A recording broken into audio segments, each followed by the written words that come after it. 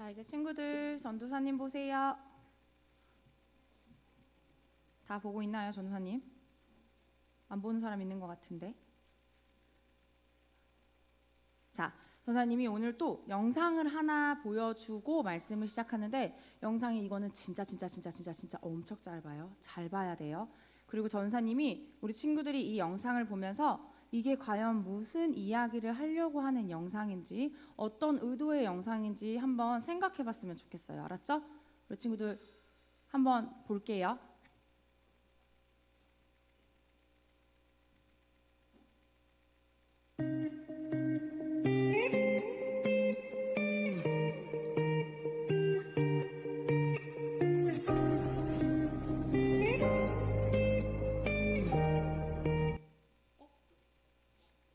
어른들은 한 번에 아실 수 있을 것 같아요. 그죠?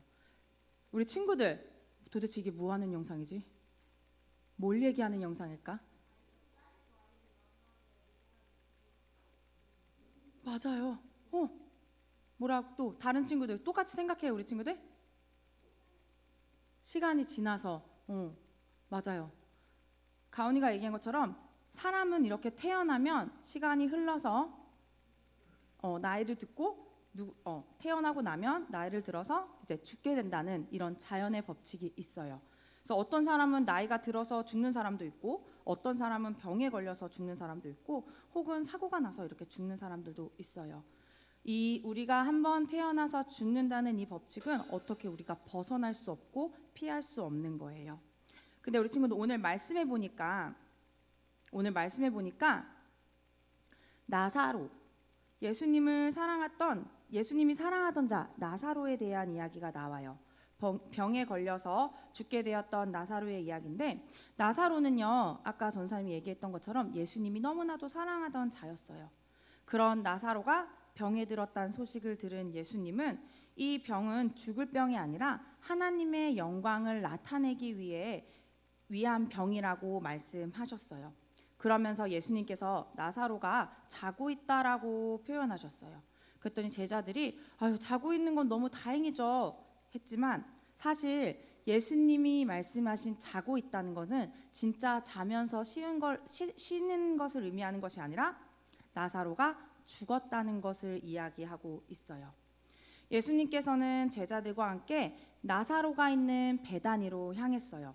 베다니에 가까이 오자 마르다가 예수님이 오셨다는 소식을 듣고 예수님을 맞이하러 나갔어요. 그리고 예수님께 이야기했어요.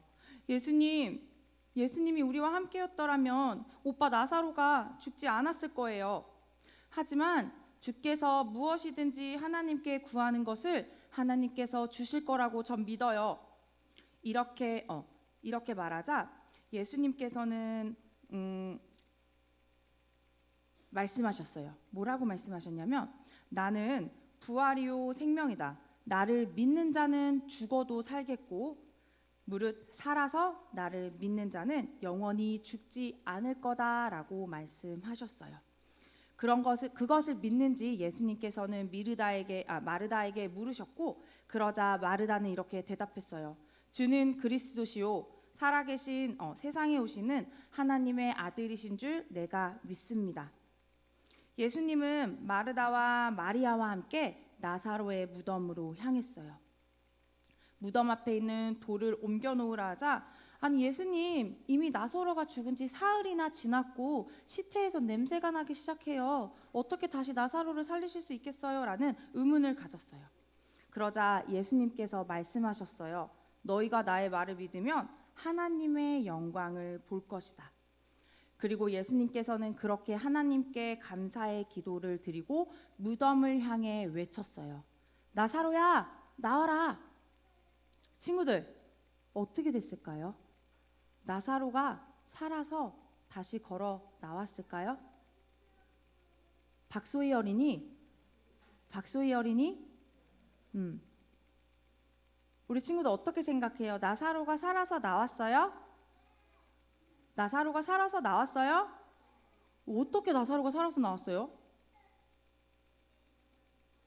그냥 일어나서 살아서 나왔어요? 맞아요. 우리 친구들이 그런 믿음이 꼭 나중에 커서도 가지고 있었으면 좋겠어요. 맞아요. 죽었던 나사로가 이렇게 손과 발은 배로 묶인 채 그리고 수건으로 쌓인 채 무덤 밖으로 걸어 나왔어요. 죽었던 나사로가 다시 살아난 거예요. 어떻게 다시 살아났을까? 뭐 때문에 다시 살아났을까? 예수님 때문에. 맞아요. 바로 예수님이 부활이고 생명이시기 때문에 죽은 나사로가 다시 살아날 수 있었던 거예요.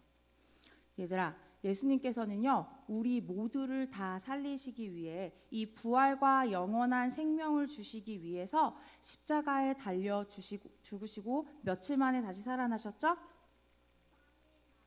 3일 만에 다시 살아나셨어요.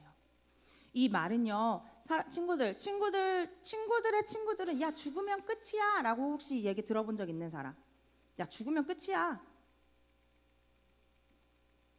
들어본 적 없어요. 와, 친구들 진짜 전사님 학원에서 일하면 어떤 형아 언니들은 죽으면 끝이죠. 선생님 죽으면 끝이잖아요 라고 이렇게 물어본 적이 있어요.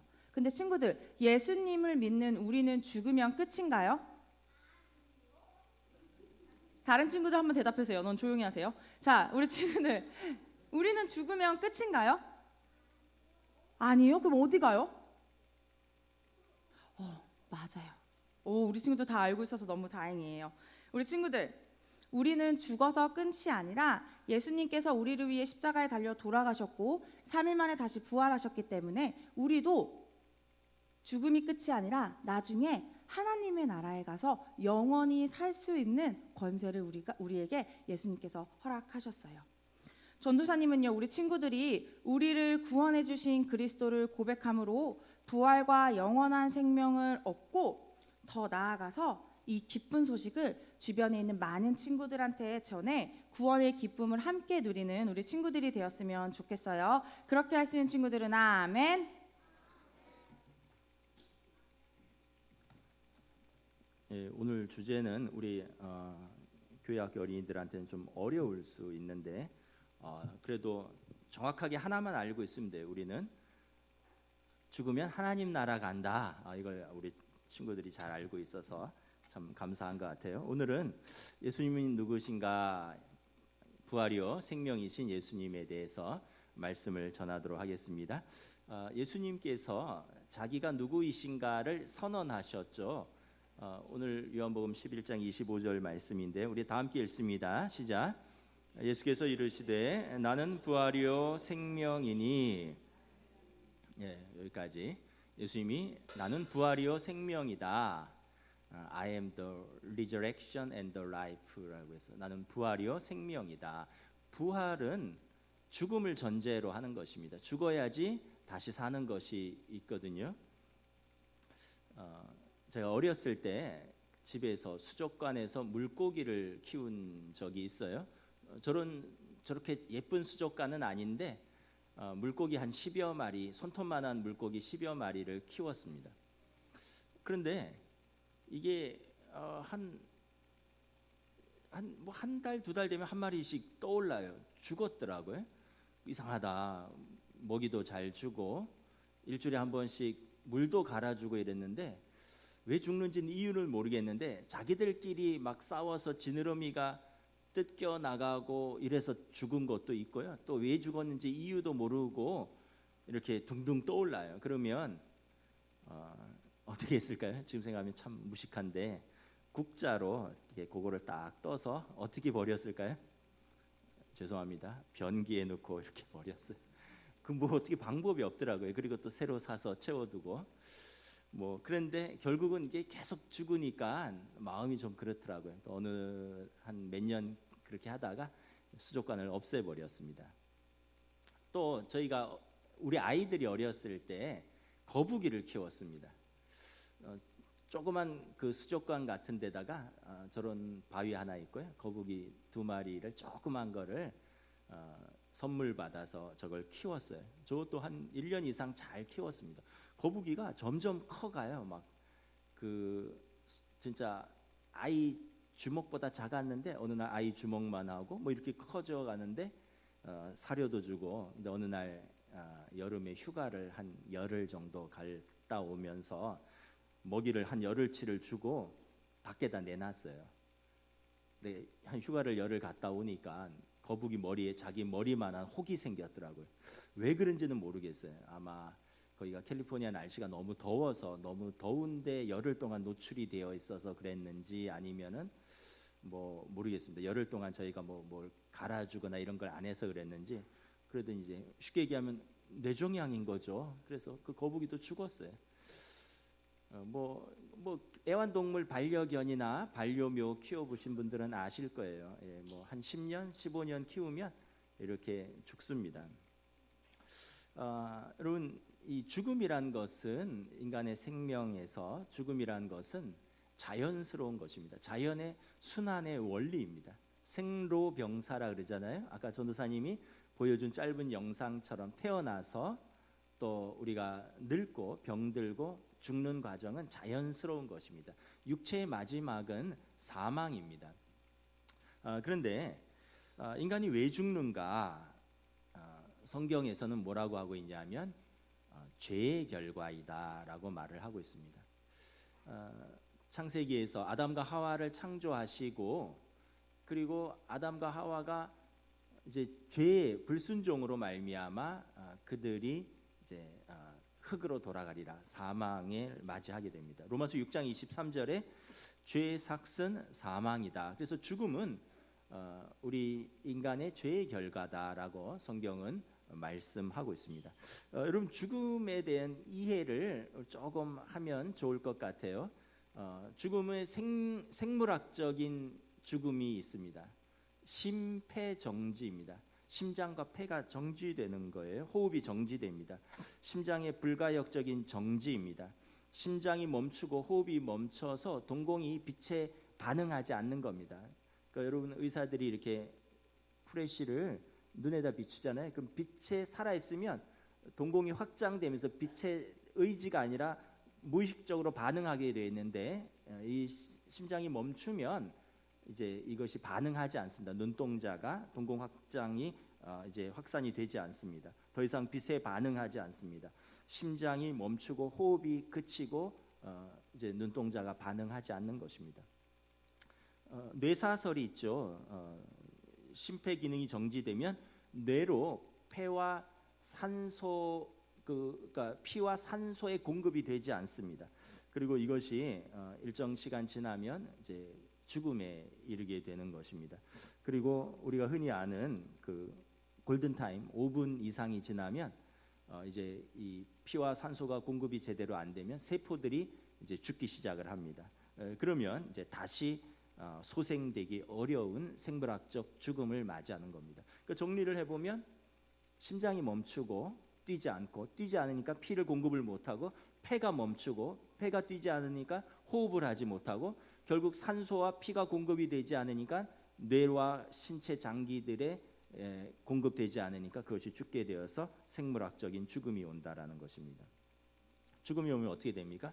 의사가 사망을 선고하게 됩니다. 이번에 의료 파업 때문에 알게 됐는데 여러분 사망 선고는 의사만이 할 수 있는 아주 법적인 고유한 권한이라고 합니다.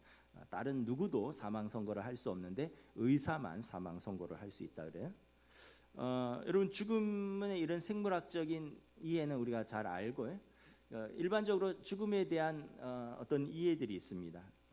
우리가 잘 알고 있는 것은 영혼 소멸설이 있어요.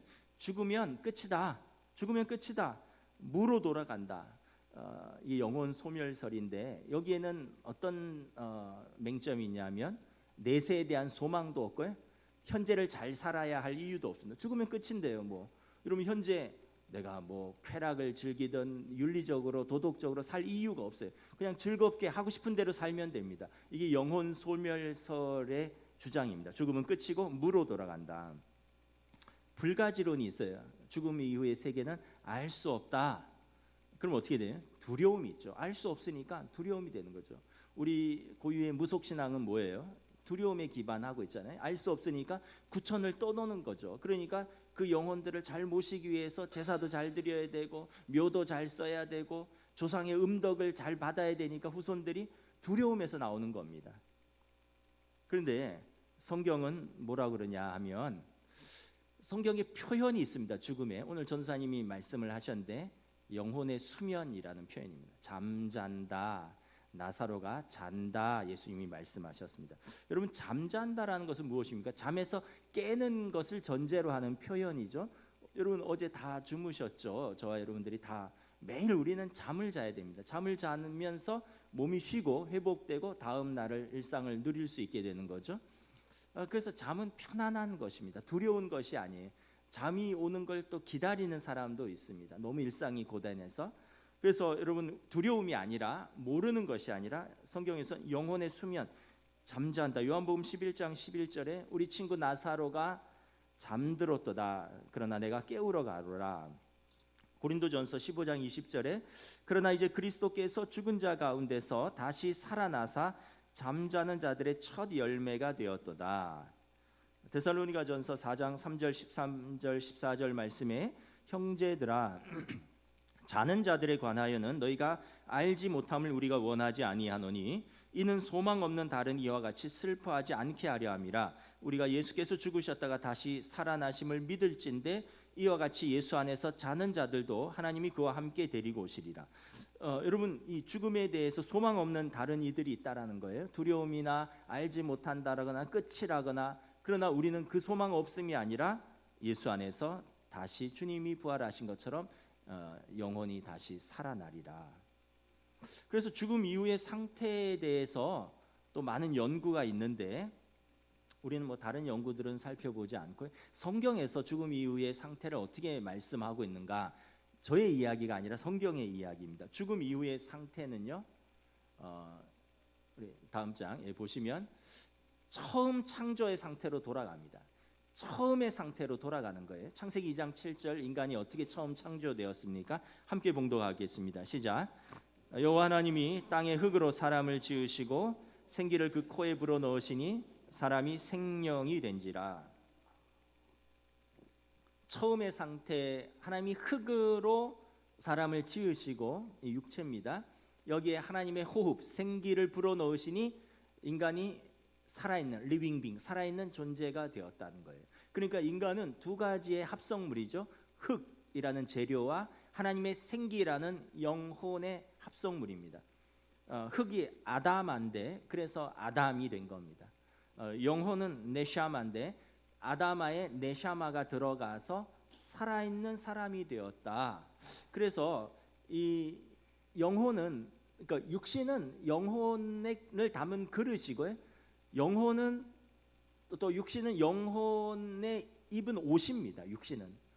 그러니까 여러분, 그릇이 없어졌다고 내용물이 없어지는 게 아니죠. 옷을 벗었다고 내용물이 없어지는 것은 아니죠. 그래서 인간의 죽음 이후의 상태는 다시 처음 상태로 돌아가는데, 우리 전도서 2장 7절 말씀, 12장 7절 말씀 함께 봉독합니다. 시작.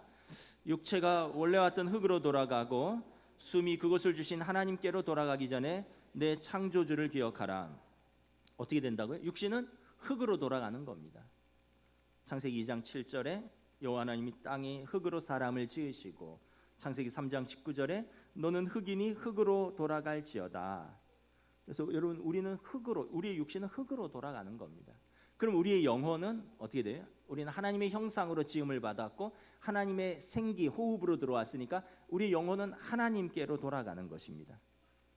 그 하나님께로 돌아간 영혼은 어떻게 해요? 하나님의 심판대 앞에 설 것인데, 히브리서 9장 27절에 한 번 사는 것은, 한 번 죽는 것은 정해진 것이요 그 후에는 심판이 있으리니, 그 다음에는 우리의 영혼이 하나님의 심판대 앞에 서는 것입니다. 이것이 우리가 하나님을 경외해야 되는 이유입니다. 의로우신 재판장이신 하나님의 심판대 앞에 우리 영혼이 설 것이기 때문에 그렇습니다. 그러면 예수님이 왜 부활이요 생명이신 예수님이 이 땅에 오셨느냐? 예수님이 부활이면 먼저 예수님의 죽으심이 있다 그랬죠. 여러분, 예수님의 죽으심은 무엇을 위한 죽으심입니까? 저와 여러분들의, 우리의 죄를 위한 죽으심입니다. 죄의 삭은 사망인데, 여러분, 그 아까 첫 번째 사망은, 육신의 사망은 의사가 선고하고요. 요한계시록 21장에 보면 두 번째 사망이 나옵니다. 영원한 죽음의 형벌이 나오는데 이것은 하나님이 선포하시는 것입니다. 그 누구도 여러분 그 고난은 침범할 수가 없습니다. 여러분 아까 의사의 고난은 누구도 침범할 수 없다 그랬잖아요. 간호사라든가 누가 사망 선고를 내릴 수 없대요. 이건 오직 의사만 하는 거래요. 경찰이나 누가 하는 게 아니라 오직 의사만의 고유한 고난이라는 거예요. 여러분 우리의 영혼의 심판은 오직 하나님만의 고난이신 것입니다. 그런데 우리가 누구든지 우리 죄를 그대로 가지고 하나님 앞에 설 수 있는 사람이 없습니다. 여러분 저나 여러분 중에 여러분 죄인이 아닌 사람이 있으면 나는 예수가 필요 없다 하셔도 됩니다. 나 그냥 하나님 앞에 서 보겠다. 요한계시록 20장에 보좌에 하나님이 앉아 계신데 각 사람들이 와서 섭니다. 그리고 하나님께서 그 사람의 행위에 따라서 행위가 기록된 책을 여신다고 했습니다. 그리고 또 다른 책이 있는데 그 책은 생명책입니다. 생명책에 이름이 기록되지 않은 자들은 그 행위에 따라 기록된 책을 열고 그 사람의 행위대로 심판할 것이다. 요한계시록 20장에 말씀하고 있습니다. 여러분 우리의 행위에 따라서 기록한다면 여러분 우리가 얼마나 죄인일까요? 마음으로 지은 죄, 입으로 지은 죄, 손으로 지은 죄, 발로 지은 죄, 하루에 한 번만 죄를 지었다고 해도 1년에 365번이고요. 그렇게 여러분 100년을 살면 어떻게 돼요? 계산이 안 되네. 36,500번인가요? 한 번만 죄를 짓겠습니까? 여러분 하나님 앞에 우리가 몇만 가지 죄를 가지고 서는 거예요. 여러분 하나님 앞에 설 수 있겠습니까? 로마서 5장 8절에 그래서 예수님께서 하나님의 어린 양으로 우리 죄를 짊어지기 위해서 오셨습니다. 로마서 5장 8절에 우리가 아직 죄인 되었을 때 그리스도께서 우리를 위하여 죽으심으로 하나님께서 우리에 대한 자기의 사랑을 확증하셨느니라. 우리가 죄인 되었을 때 예수님께서 십자가에서 우리 죄를 짊어지고 죽으셨는데 이것은 하나님께서 우리를 사랑하시기 때문이다라는 것입니다. 여러분 예수님의 별명이 보혜사예요. 성령님도 보혜사인데 보혜사라는 뜻은 뭐냐 하면 옆에서 변호하는 분이라는 거예요. 죄인 옆에서 변호하는 사람입니다. 변호자라는 뜻을 갖고 있습니다. 우리가 그런 일이 별로 없겠지만 제가 목사다 보니까 예전에 청년부나 교육부서나 부목사를 하면서 학생들, 청년들 사건에 연루돼서 제가 본의 아니게 경찰서도 가보고 또 검찰청도 가봤고요. 또 제가 변호사 사무실도 가보고 해봤어요. 여러분 변호사가 없으면 굉장히 힘듭니다. 경찰이 막 몰아붙여요. 너 거기 있었어 없었어? 거기 제가 간 거는 그런 얘기 필요 없어. 너 거기 그 시간에 있었어 없었어? 그것만 얘기해. 예 아니요로 대답해. 있었는데요. 그럼 변호사가 얘기하는 거예요. 왜 그것만 묻느냐? 왜 그 아이가 거기를 지나가게 됐는지를 물어야지. 있었느냐 없는 건 왜 따지느냐? 변호사가 있어야지 이걸 해주는 거예요. 변호사가 없으면 너 있었어 없었어? 있었는데요. 그거 봐 있었잖아. 이렇게 되는 거예요. 그 돈이 1,000만 원, 2,000만 원 들어가지만 변호사가 있어야 돼요. 그래야지 안심할 수 있고 변호할 수 있는 거예요. 여러분 하나님의 법정에서 검사는 사탄입니다. 우리의 죄를 낱낱이 고발합니다. 너 했어 안 했어? 근데 예수님이 변호사예요. 뭐라 그러지? 그래서 내가 그 죄를 담당했습니다. 죄가 없다는 게 아니에요. 죄가 있지만 그 죄를 그래서 내가 담당하지 않았습니까? 그 죄값을 내가 지불하지 않았습니까? 그래서 내가 합의 보지 않았습니까? 예수님께서 십자가에서 그 우리의 죄값을 감당하지 않으셨습니까? 하나님께서 그걸 인정해 주신다고 하지 않았습니까? 그 예수님이 우리의 변호인이 되는 거예요. 그러면 이제 재판장이 초범이고 깊이 반성하고 있고 합의를 이뤘고 오케이 형을 기소하지 않는다든지 유예한다든지 이렇게 되는 거예요. 변호사 없으면 어떻게 돼? 죄 있는 대로 형량대로 3년 5년 받는 거예요. 여러분 우리가 예수님이 우리를 위해서 죽으신 것은 우리 죄를 친히 담당하시기 위해서입니다. 예수님이 우리를 위해서 죽으신 것은 우리 죄값을 친히 십자가에서 치르신 것입니다. 우리 고린도후서 5장 21절 함께 봉독하겠습니다. 시작. 하나님이 죄를 알지도 못하신 이를 우리를 대신하여 죄로 삼으신 것은 우리로 하여금 그 안에서 하나님의 의가 되게 하려 하심이라. 하나님이 죄를 알지도 못하신 그 예수님이 우리 죄를 대신해서 값을 치르셨다. 그래서 우리로 하여금 하나님의 의가 되게 하셨다라는 것입니다. 이거 예수님의 죽으심이에요. 그러면 예수님의 부활하심의 의미는 무엇입니까? 부활하심의 의미는 잘 알고 있죠. 세 가지입니다. 첫째는 하나님의 아들 되심을 증명하는 것입니다. 사람이 다시 사는 것은 여러분 오직 하나님께서 빌립보서 2장 9절부터 11절에 하나님께서 모든 이름 위에 뛰어나게 하사 모든 만물들로 모든 이름으로 그 앞에 무릎 꿇게 하심이라. 예수님이 죄인이 아니라 하나님의 아들이심을 그의 부활하심으로 온 세상에 선포하시고 그 이름 앞에 만물을 무릎 꿇게 하려는 것입니다. 또한 죄와 사망의 그 권세를 이긴 것을 보여주시기 위함입니다. 사망은 죄의 삭시라 그랬는데 죄로 말미암아 사망으로 끝난 것이 아니라 부활하심으로 죄와 사망의 권세를 이기셨다라는 것을 온 세상에 선포하기 위한 것입니다. 그래서 성도에게 부활의 소망을 주시기 위하심입니다. 예수님께서 부활의 첫 열매가 되셨듯이 첫 열매 이후에는 다음 열매들이 줄줄이 맺히듯이 예수 믿는 자들도 그 예수의 이름을 더불어 힘입어서 같이 부활에 참여한다라는 것을 우리의 소망을 주시기 위함입니다. 고린도전서 15장 20절 22절 우리 함께 봉독합니다. 그러므로 너희는 가서 잠깐만 이해 잘못됐네. 자, 한번 읽겠습니다. 시작.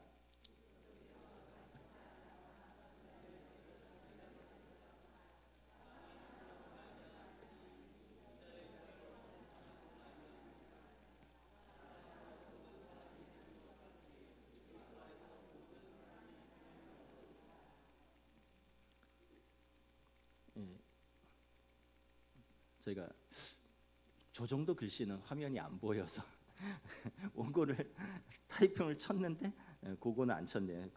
고린도전서에 보면 사망이 한 사람 아담으로 말미암아 한 사람의 죄가 들어와서 사망이 이르렀고요. 여러분 생명도 한 사람 예수 그리스도로 말미암아 우리가 생명에 이르렀습니다. 부활도 한 사람 예수 그리스도의 부활로 말미암아 그 안에서 그리스도 안에서 모든 사람들이 부활의 삶을 얻는 것입니다. 여러분 그러니까 오늘도 우리 장례 소식을 들었는데 우리 어르신들은 이 소망을 가지시기를 축복합니다. 여러분 우리가 예수님의 이름을 힘입어서 하나님의 자녀로 서는 것입니다.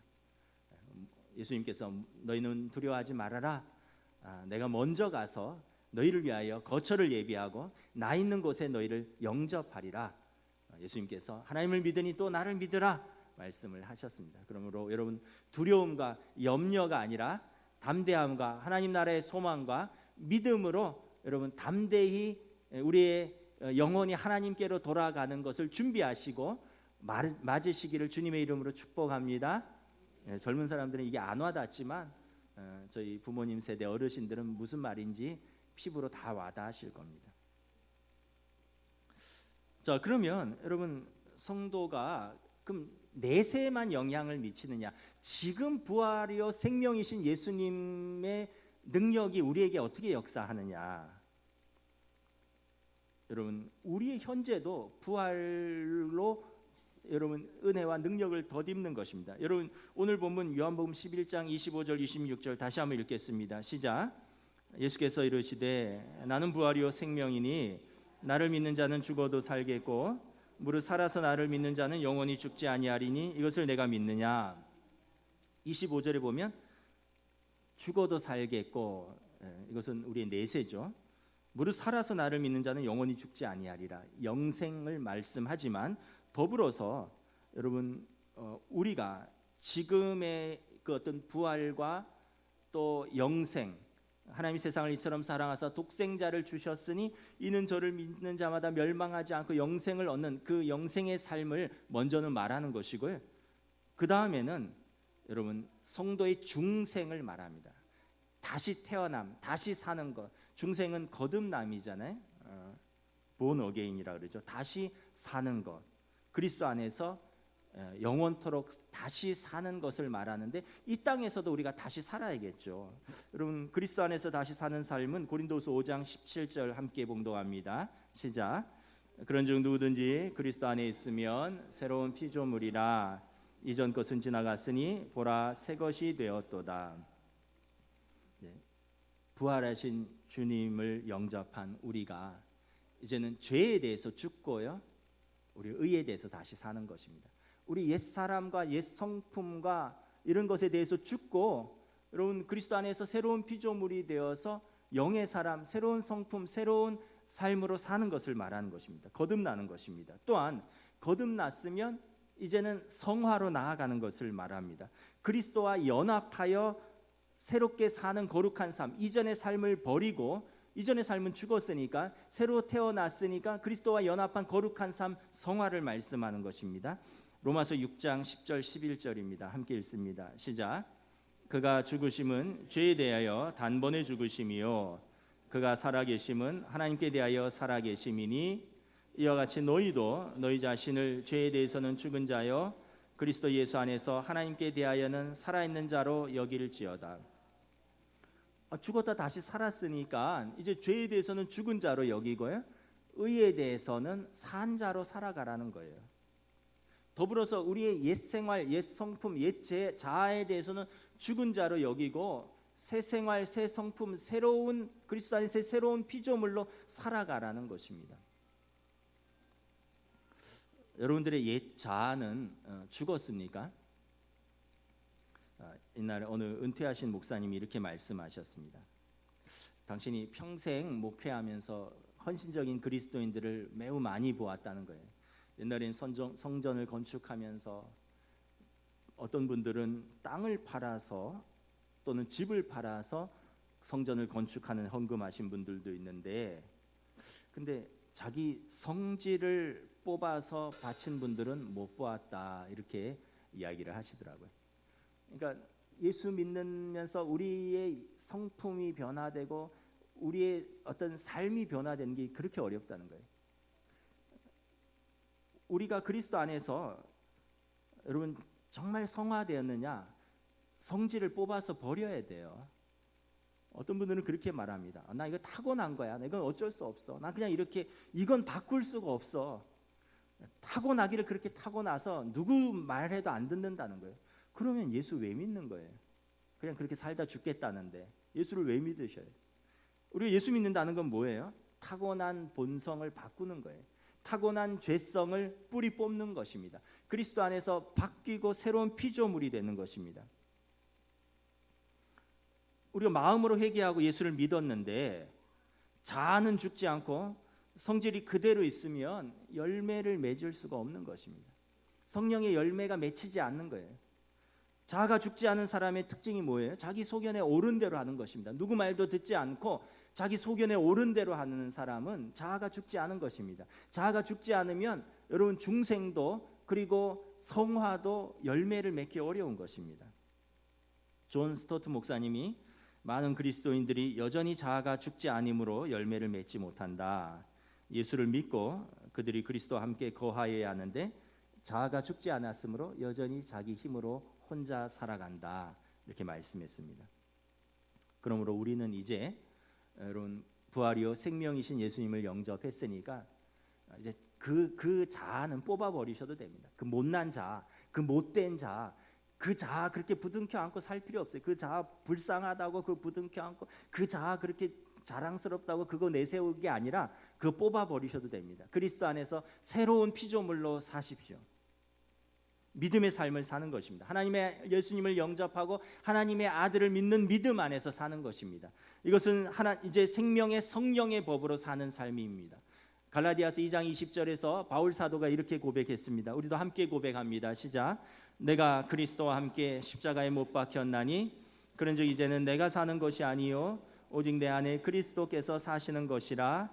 이제 내가 육체 가운데 사는 것은 나를 사랑하사 나를 위하여 자기 자신을 버리신 하나님의 아들을 믿는 믿음 안에서 사는 것이라.